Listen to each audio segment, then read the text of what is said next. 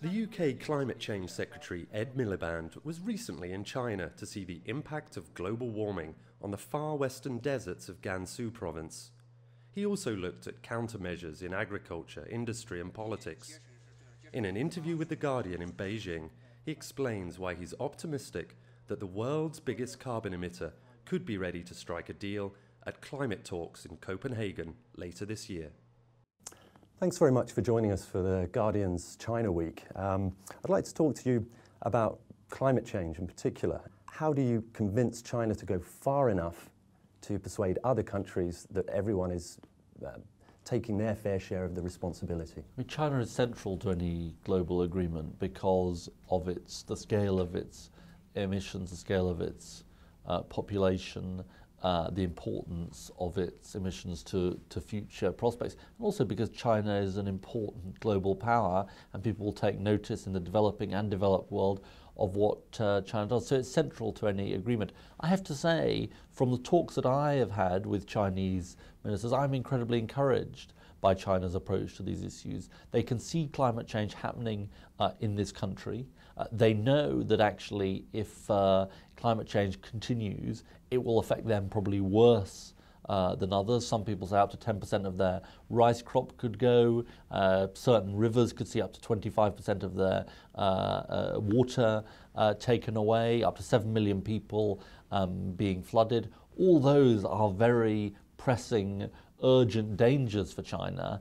And you don't need to take that from me. I get an acknowledgement that from the Chinese ministers that I speak to. I think they're up for a global deal. I think they want to play their part. I think they want the developed world to do its bit. What would you like China to give you? What more? I mean, they say they've already contributed a great deal. They've got very ambitious targets. If Chinese at the moment, you think we're not recognised for what we've done so far, what more do you want us to do?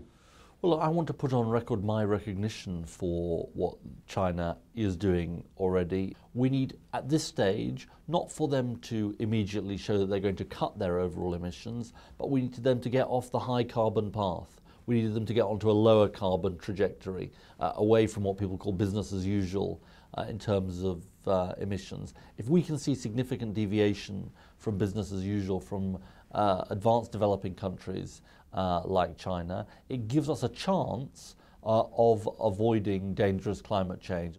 Kyoto obviously had a lot of flaws. Richer countries made promises in terms of transferring technology, transferring funds.